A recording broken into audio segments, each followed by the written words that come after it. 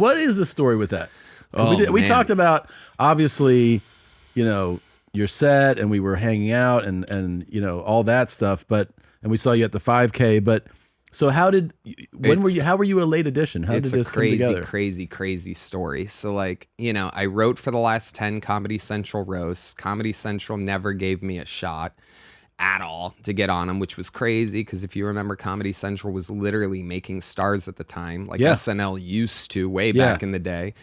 And the roasts were huge for a minute. Huge. Yeah. And the roast, before I started writing on it, the writers that were on the roast before I started writing on it were Whitney Cummings, Anthony Jeselnik, So there was a clear path. Yeah. So on the first roast, I'm like, okay, so if I kill it in this writer's room and get a ton of jokes in and really focus, I can get on the next one. Yeah. 10 later, fucking Trump. Boom, fucking Rob Lowe, Bruce Willis, Alec Baldwin, you name it. I'm like, that close, never got on one. But all that stuff. Were there conversations, like, would it be with, because these are usually conversations that happen with like managers and behind the scenes.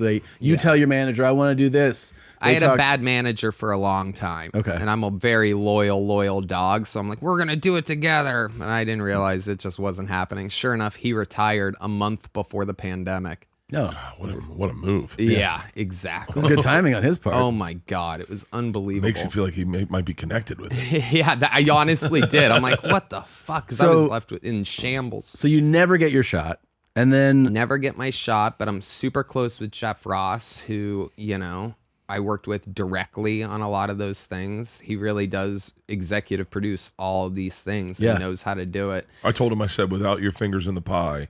It would have been a nightmare. And I gave him his flowers that night and the next day. And like every party I saw him, because I think it's understated how it is very understated. And I say this because you were a writer for 10 years, how important the writing team and Jeff Ross and the production team is to those roasts. Yeah. Because they stage it in a way. They know what people are going to say. They know where they're going to say it. They create a fucking recipe for you to succeed. Yeah. And Jeff Ross, I said it to him 100 times, drunk, even sober, he fucking is the reason everyone is loving that roast. Oh yeah. It's to a large part Jeff. Oh, absolutely. And every single one of the roasts that have ever happened before it, he's the reason why. I'm not kidding you. We are such big roast guys, him and I, that roasting wasn't like a common term, believe it or not. It seems like it is now, but it wasn't like in the zeitgeist 10 years ago. And so like when we would see a headline on the internet, like, you name it, like fucking, Joan Rivers roast Kim Kardashian on The View or something like that. When we would see the word roast, we'd be like, hey, that's fucking cool. Yeah, like, people are using that word. Like it was such a old art form. Did you ever see Jeff? I don't want to interrupt. I want you to keep talking about this going forward with this. But did you ever see Jeff? Did you ever see Jeff? Don't want to interrupt? I don't know. No, go whatever. ahead. Yeah. Seems like you kind of do, dude. I've been really good this fucking conversation. You're my partner. I've been really good. Very proud of you. I can't imagine how many times you've wanted to interrupt if you think you've been really good. Damn, your crew is cracking up right now. You must interrupt a lot, huh? You were saying? No, go ahead. You already interrupted. You might as well follow through now. Nope. Go ahead. Come on. You already did it. You said, Technically, you already interrupted. Finish it. I forgot what I was going to say. Yeah. Well, that's just a bad interruption. Yeah. It was Jeff. Did you ever see Jeff Ross when he roasted B. Arthur? This is probably 20 years ago. Jeff Ross did an old school roast with all the legends, and they were doing it at the Friars Club. And he said, God, but she's so ugly, I wouldn't fuck her with B. Arthur's dick. And then the camera cuts to B. Arthur, and he goes, is she still alive? I mean, he did you ever see his roast of Shaq, the Shaq roast? Oh, yeah. Shaq and Emmett Smith's roast. Yeah, Emmett Smith, yeah. It's, yeah. Shaq brought that up. When I talked to Shaq, he was like, did you ever see that? And I was like, it's the hardest. Yeah. It is the most inappropriate, wildest. Oh, yeah. Well, that's the thing is like, and I learned from him a lot about like, okay, so you could do this, but if you do this, then you can't do that. And if you know what I mean? You can't go too much one extreme. So, there was cuts I was making. Well, first of all, Well, yeah. So wait, if you want to get into it, How did Yes, this come yes. about? kind of crazy because this is kind of like a hot scoop. Yeah. Let's. All right, so let's get into it. First of all, I've never been a Netflix darling. The special that I was lucky to get to make with a Steadicam in 2015, 7 years Yes. into my career, was a miracle. They were looking for something different with continuity, and it was like a year after Birdman came out. So I'm like, what if somebody shot a special like that In right? one take, yeah. And all I had was one show at the Ice House. I wasn't that good. The difference between a 7 or 8 year For sure. comedian doing an hour special 15 years is- right? yeah. It's light years.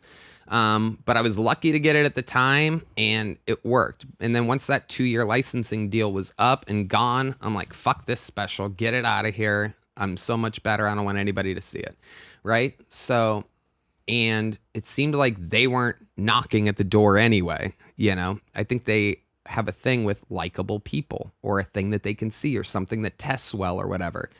And so they didn't want me on this thing to start. And I knew that. Like, This was clear. I'm just not an industry guy. I mean, Okay. clearly, I've my hit show is on YouTube. Yeah. And you don't see me much more other than that. So, but I have a great team, a great agent, a great manager for the first time ever. And so I hit them up and I'm like, hey, I'm making you guys all this money. I want you to do something for me. I want to get on this thing, which is crazy because in the beginning, when they first announced it, I'm like, oh, that's cool. They're going to do a roast to Tom Brady. That's great. But as it got closer and I'm like, live, Tom Brady, I have a feeling this might be the biggest comedy event ever. In this period, are you at all hitting up Ross because he's your friend? I did hit up Ross when they first announced it to congratulate him. And that I was it. feel like he thought that I was going to ask to get on it. But honestly, at the time, again, this was like 2 months before, I was just like, oh, that's cool. Congrats. This could be the start of a cool era of roasting on Netflix. But then as it got closer, I realized like, no, this could be like the biggest, coolest, craziest thing ever. Like so my tone on it just changed. And I didn't just want to hit up Ross and be like, hey, get me on this thing. He knew that, I'm a great guy for the job. If it's live on Netflix, who better than the guy that roasts people live every week on a big ass show in front of a big ass audience that happens to do arenas, which is where this is being shot a few days before I do it anyway. Plus I've written on the last 10 Comedy Central roasts. Plus I've done crazy roasts myself. And so it was kind of like all that mixed together. And then I was mentioning it to Joe that Netflix is doing this Tom Brady roast. And he goes, I'll message Tom Brady. You know, Joe. Really? Joe's like, I'll message Tom Brady for you. I'm like, really? You do that? And sure enough, he does. And he says, Tony's the best. He sent me a screenshot of it. Tony's the best roaster in the world. You got to have Tony Hinchcliffe. Check out this clip of Tony Hinchcliffe. He sent him me roasting Snoop Dogg. It's a good one. And he sent me the picture, the screen grab. And Brady goes, I'm going to send this right along. Looks great. And still nothing. Still they weren't budging. Damn. Yep. And guys. People hate you. I know. It's not as easy. I know. Not all of us are fucking darlings like you fucking chubby-headed fucks. Anyway, so... We should tell you our story. shit. I think it'll really frustrate you. I think you hate our story. Oh, well. No, I'll tell you when we're done. I'll tell if you it's when. anything like the set, I probably would hate it. No, I'm kidding. You guys phoned it in like an Israeli airstrike. I'm joking. Anyway. No, finish it. Wait, Bert was finish. lip syncing my set and his set at the same time. Tell me. Okay, anyway. Wait. So this is pretty huge in the fact that the guy who is the roast is about, Yeah. happens to be one of the most powerful, most Right. famous people, is like, I like this guy, and still nothing. Right. Which for everybody, there's no way anybody could possibly know. What they do on these things is they tell you, because Comedy Central did this forever to me. They go, look, we're not the ones booking it. It's the person who's being honored is booking it. Right, So, if Rob Lowe or Justin Bieber or Alec Baldwin or you Says name it yes, doesn't, yeah. right, which they're not going to say yes. Yeah. Because Who? they Yeah. want their favorite comedians that they've seen on the Roast, big, yeah. right, on the big thing. Anyway, so still nothing. Now we're a few weeks out, but oh, so they want Dana White for the thing because Tom loves Dana White. So Dana White hits me up right before we tape a random Monday Kill Tony. And he goes, hey, they want me to do this Tom Brady roast. Can you help me? You're my head roast advisor. I've worked with him before on something where he had to do comedy. And I go, Dana, I'm going to be honest with you, bro. I'm trying to get on this thing.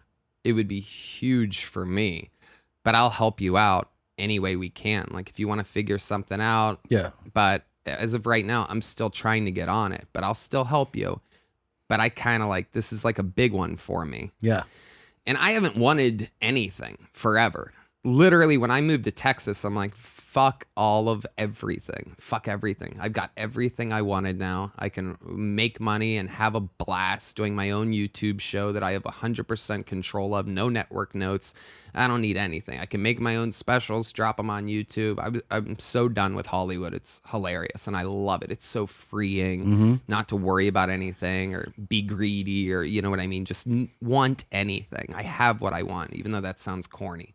Anyway, but here I am all of a sudden like, fuck, I want to fuck this roast up. I want to fucking wreck this shit. I'm the guy for the job. So, and then it gets closer. My agent, who's fantastic, Marty Lesack at UTA, applies the pressure to this EP. He's like this old-timey legend who, you know, reps Will Ferrell. And like, I have no, I'm like these agents and managers, naughty youngest kid. They all rep like the cleanest people. Seinfeld, Gaffigan, Nate Bargatze, like all these people that wear suits and like only talk about having grandchildren or whatever. And I'm like their naughty bastard kid that they kind of root for and like because it's like he's a renegade. He's making this money different ways. It's not whatever. Anyway, he got excited and applied the pressure to the people over there at Netflix. And then the Dana thing hit, Jeff hit, Tom Brady hit, and this little storm started. So it ended up being, okay. Bert and Tom, Tom and Bert. One goes topless while the other wears a shirt. Tom tells stories and Bert's the machine. There's not a chance in hell that they'll keep it clean. Here's what we call 2 bears, 1 cave.